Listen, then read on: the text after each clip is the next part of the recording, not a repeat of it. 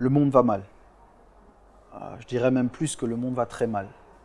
À l'échelle des nations, il y a une déperdition de valeurs, quasiment une déchéance de l'humain.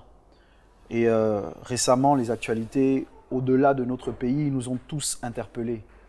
Je pense que vous êtes sans ignorer, en fait, vous n'ignorez pas les faits qui se sont produits récemment aux États-Unis et qui ont mis le monde sens dessus dessous. Okay? Ce meurtre publié sur les réseaux sociaux. Exactement. Et récemment encore, le président français qui faisait remarquer que l'un des droits fondamentaux de l'humain, selon lui et particulièrement en France, était le droit au blasphème. Parce qu'il faisait référence à tout ce qui était autour de la fusillade qui a eu lieu à Charlie Hebdo. Notre pays, le Gabon, n'est malheureusement pas en reste. Beaucoup de problèmes qui, liés d'abord à la crise sanitaire, affectent l'économie de notre nation. Exactement. Et les réalités quotidiennes.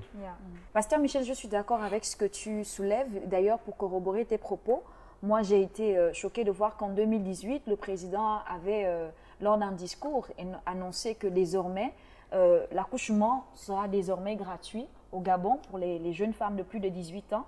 Mais pour moi, c'est un peu hilarant parce que lorsqu'on dit que l'accouchement est gratuit, on s'attend à être bien reçu dans les hôpitaux, on s'attend à ce qu'il y ait les équipements qu'il faut. Mais le choc est de constater que lorsque nous allons dans nos hôpitaux publics ici au Gabon, il n'y a pas les équipements qu'il faut, les femmes accouchent, certaines dorment à même le sol, il n'y a pas d'eau. Personnellement, j'ai donné vie 2 fois et je sais ce que c'est que d'accoucher et de ne pas pouvoir avoir de l'eau. Toi, tu es une femme, tu sais ce que c'est. Attends. Sûr, oui. Et lorsqu'on nous dit que c'est gratuit, mais en fait, on a l'impression que le don devient un don amer, en fait. Je sais pas. Ça va même plus loin, parce que je pense qu'effectivement, c'est l'un des problèmes que le coronavirus a mis en lumière, le fait que notre système de santé, les infrastructures sanitaires ne répondent pas forcément aux besoins. Peut-être pas directement aux exigences, mais au moins aux besoins en fait, de la population. Aujourd'hui, il y a des hôpitaux dans lesquels tu peux te rendre parce que tu es malade et puis les médicaments qui sont prescrits pour ce que tu as, tu peux pas les avoir parce qu'en fait, ne sont pas à disposition. Exactement. À la pharmacie, tu vas à la pharmacie, tu vas acheter un médicament, le médicament que tu cherches, tu ne l'as pas, donc tu es obligé de prendre un palliatif. Donc, tu cours le risque en fait à cause, par exemple, de ton métabolisme, d'être encore plus malade que tu ne l'étais au départ. Tu sais qu'on est entre nous, tu peux augmenter le volume de ta voix parce que bon, je t'entends pas très bien. Pourtant, on est proche. Ouais, tu peux. D'accord. Qu'est-ce que je disais? Mais tu sais, toujours pour aller dans ton sens, dans le cas du Covid, moi j'ai des gens en fait, qui sont allés se faire dépister parce que ces personnes manifestaient certains symptômes et j'ai été choquée de voir qu'après un mois, elles ont attendu les résultats, les examens, mais au bout d'un mois, on leur a dit non, en fait, il y a eu des erreurs, il faut refaire le test.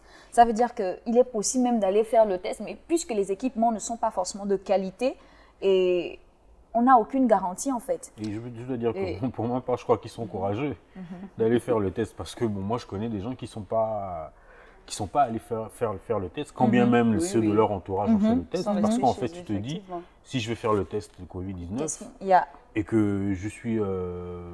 c'est-à-dire que je l'ai, je ne sais pas comment je vais faire. Et tu ne sais pas si on va te séquestrer. Voilà, et en plus de ça, même s'il y a des chances, même si en réalité je ne l'ai pas, il y a des chances, connaissant l'environnement, comment il est, et les a priori qu'on a par rapport au système sanitaire de notre pays, il y a des chances même que les résultats qu'on me donne ne soient pas mes résultats, et puis que je me retrouve à être en quarantaine alors que je ne devrais pas être en quarantaine, ou même qu'en réalité je n'ai rien.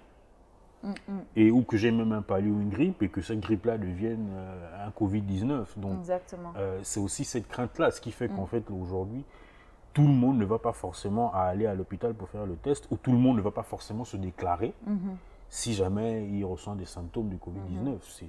C'est l'une des choses qui fait, à mon sens, qui fait malheureusement tort au système sanitaire.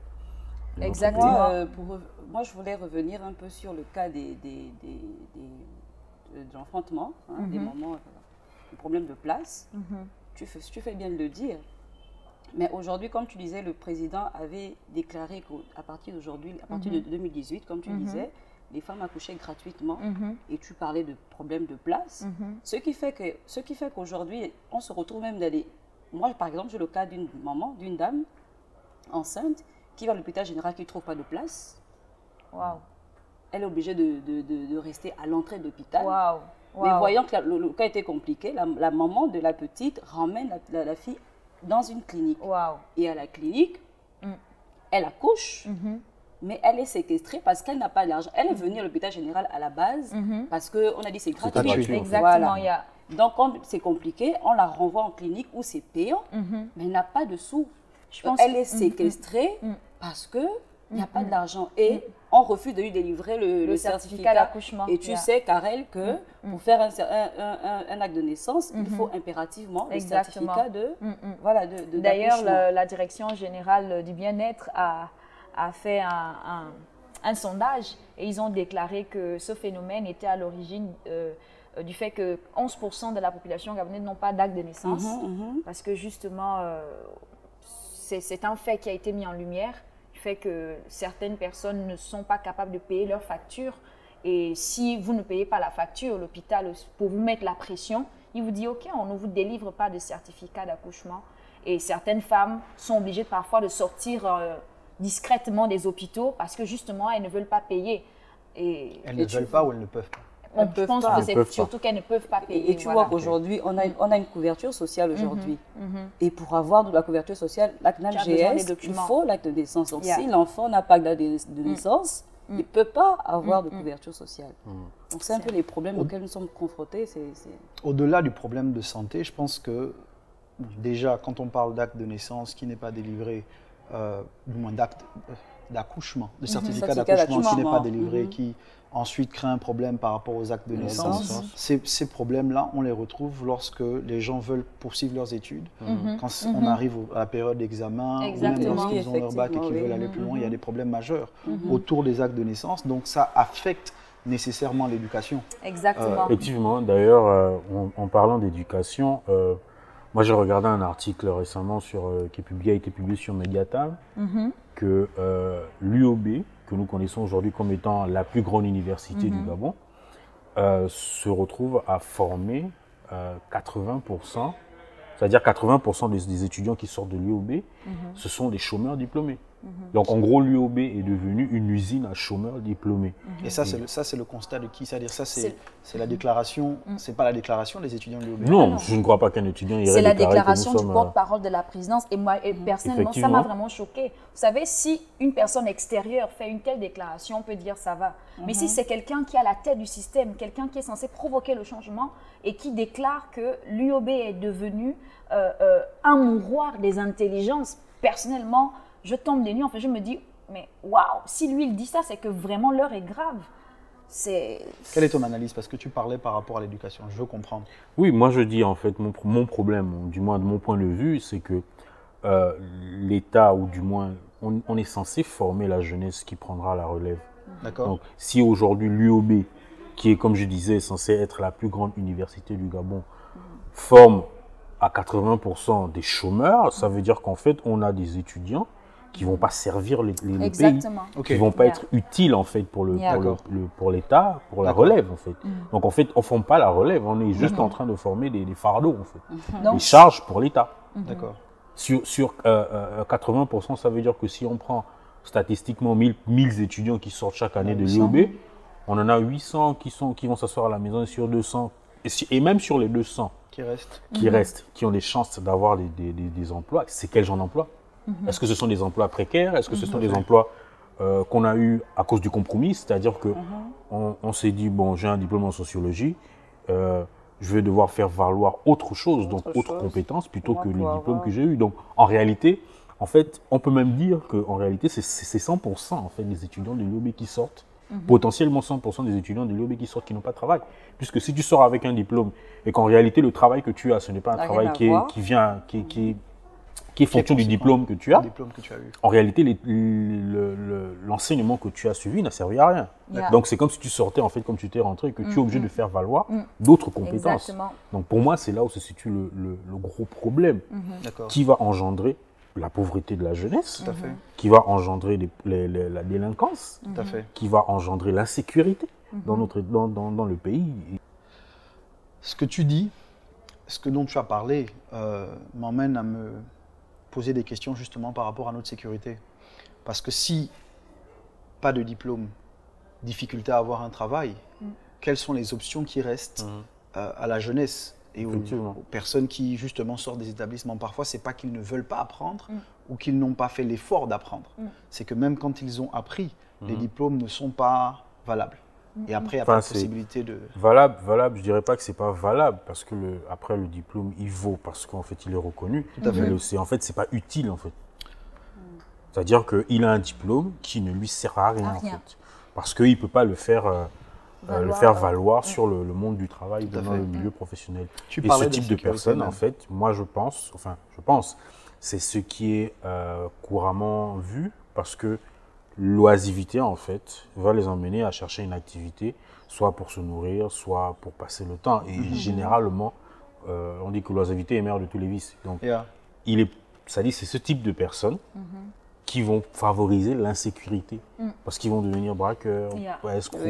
Chacun va chercher en fait le moyen le plus simple de se nourrir ou de subvenir à ses besoins. Et ça n'étonne pas en fait qu'on voit que parallèlement à ça, on voit une recrudescence des actes d'insécurité dans notre pays, à mon sens en tout cas. Et c'est d'ailleurs, tu nous parlais la dernière fois que... Oui, je suis tombée sur une vidéo il n'y a pas longtemps là, d'un groupe de jeunes adolescents, vraiment pour appuyer ce qu'il dit, parlant de l'oisiveté, la mère des vices, des petits jeunes de limite 14-15 ans, sur le boulevard là, de la démocratie, là, le boulevard, la rue, il y avait un embouteillage là. Donc pendant l'embouteillage, les petits se rapprochaient des voitures qui avaient des vitres baissées, ils arrachaient les sacs.